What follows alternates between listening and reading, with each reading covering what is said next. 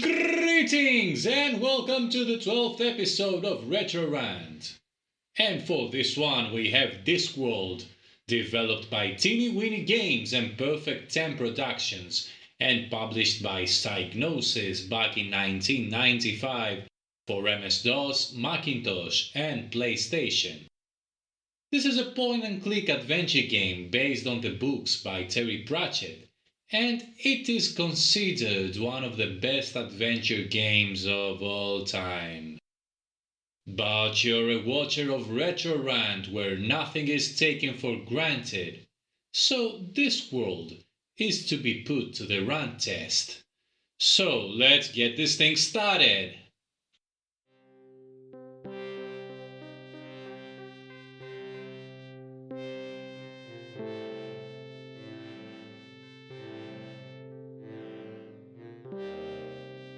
In a second-hand set of dimensions, in an astral plane that was never meant to fly,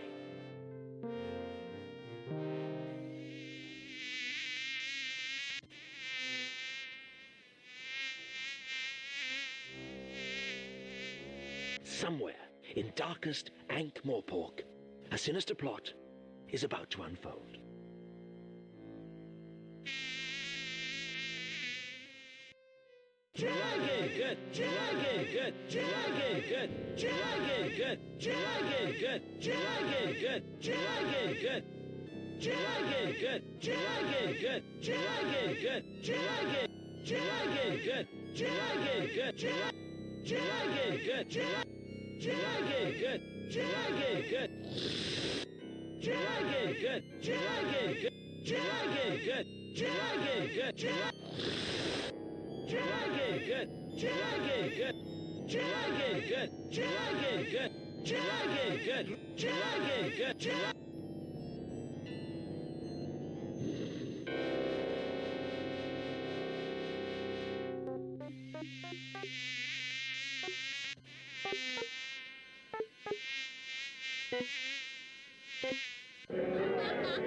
I'll see you again next week for my usual special.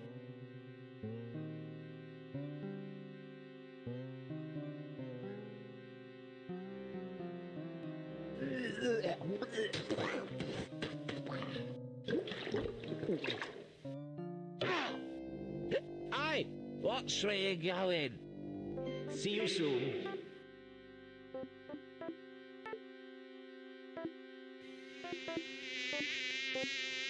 Get off. Leave me alone. Damnation if you don't clear out, so help me out. Oh, just bugger off.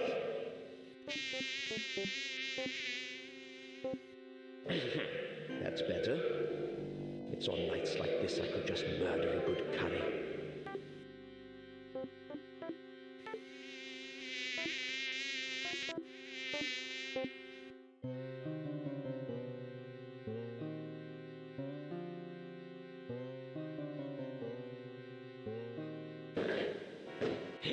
Ah, hands up.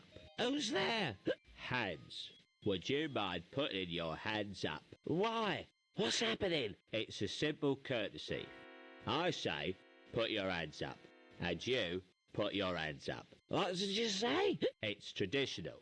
A well-established ritual of your actual mugger and victim relationship. You being the victim, and me being the aforementioned mugger. Now please, put your hands up. Hold on to you, what's the names? I haven't got all night, you know. Just do it, alright? Okay. I don't know what this town is coming to. A man can't even have a quiet drink in peace.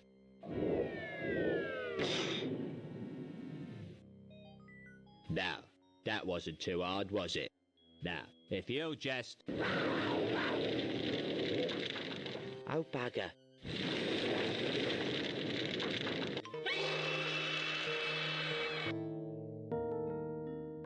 Unseen University, the home of the greatest wizards on the Discworld, and one or two of the worst.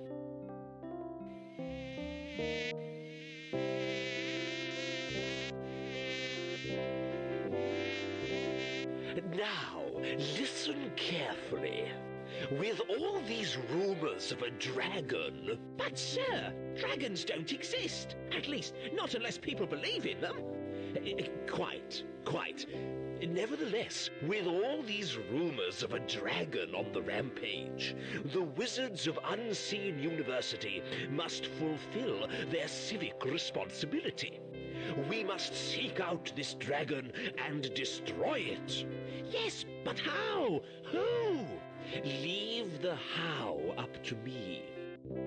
As for the who, well, I know of the ideal person. Why don't you go and fetch Rincewind for me?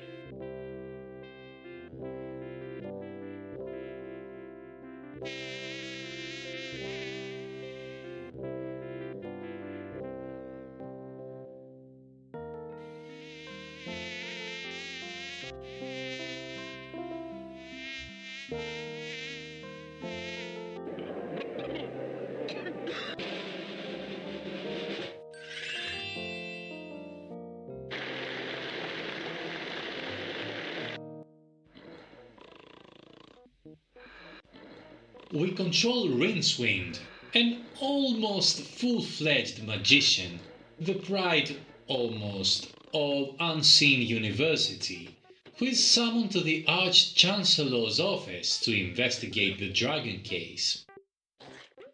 I have to confess I have never read any of the Discworld novels, yet I am a great fan of English humor, and this game features actors from some of my favorite series, so I had great hopes for this. The game looks great, and the beautifully hand-drawn Ankh-Morpork and its cartoonish citizens are certain to lure you in the game world. The animation works quite well, but it's not very smooth sometimes. Although that's not a problem for an adventure game, is it? Not only does Discworld look gorgeous, but it also features maybe the best voice acting I have ever encountered in a humorous adventure game. Of course, this voice acting excellence is due to hiring exceptionally talented people such as Eric Idle from Monty Python, Anthony Robinson who played Baldric, and Nigel Planer from The Young Ones. The music is nothing to write home about, but I think it is okay, even though it gets annoying sometimes. It is quite light-hearted and sets a nice mood, although it is let off by the bad PC sound quality. I actually managed to overlook that Discworld was published by Psygnosis, the British company notorious for great graphics and sound but atrocious gameplay. In fact, Psygnosis' earliest forays into the adventure game genre include gems such as Chrono Quest and Innocent Until Caught, so it is only natural that you would feel a little bit anxious if you spent 40 or 50 euros for this. The interface is nice at first glance, but there is a confusing double inventory system. You see, the genius game designers thought it would be unrealistic to have infinite inventory space, as is the norm in adventure games. Instead, they opted for maximum realism and gave you this cross between a chest and a cockroach that follows you around and stores your things. What is even more atrocious is that your own inventory is there as well, and there is a puzzle in which you have to use this double inventory system. To share the Fifth Musketeer used a similar mechanic, but at least in To share the second inventory was useless. Here it is just annoying. Of course, I have to mention that this disgusting chess messes with your hotspots all the time. Another problem with the controls is the icon-based dialogues like Sam and Max. Combined with long-winded, awfully repetitive, and with questionable humor dialogues, this becomes an Olympic exercise in frustration. Yet another problem with the controls is that the exits from a screen are not very clear, so it is very likely that you will miss an important room. The same holds true for the overall navigation of the game, including the map. The storyline is appropriately silly, but the actual humor of this game is again, like Sam & Max, quite hit and miss. There were moments of wit that had me genuinely amused, but there were also a lot of times where I found that doing my taxes was more funny. Especially the monkey joke, if you can call that thing a joke.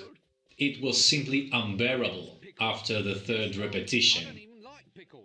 There is also a good deal of pixel hunting here, as well as enormous amounts of backtracking, which are certain to make you an Olympic champion of boredom and repetition. But at least the puzzles should be great, right? The worst thing about this game, the point that elevates this piece of software into the sphere of epic shitdom, is the puzzles.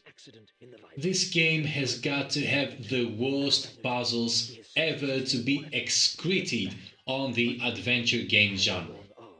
God, compared to this thing, King's Quest V feels like an absolute pleasure of deductive logic. It is the policy of this channel to be spoiler-free, but for this abomination I shall have to make an exception. You have to tie an octopus up and throw it in a toilet in which you use some aphrodisiac custard. After that, you have to put some prunes into a fishmonger's caviar food so that he runs to the toilet where the octopus tries to have some lascivious fun with a fishmonger who escapes without his trousers, and you can get his belt. Another puzzle, using a butterfly with a lamppost so as to cause a butterfly effect, creating a thunderstorm in the future that makes the monk leave his wet robe for us to take. And there are numerous other examples throughout this game. The people who created them were definitely high on something, because it's the only way one can come up with such puzzle tripe. Overall, this game feels and plays like polished and sugar-coated fecal matter. Looks great, has superb voice acting and some actually funny moments. But the gameplay is simply abysmal for an adventure game, and its puzzles set the standards with which Moon Logic should be judged. Unless you're a world champion of masochism or a Pratchett fanboy extraordinaire, avoid this game like the coronavirus. So that's it for this game, and I'll see you next time! This seems like a good cue to cease this whole silly conversation.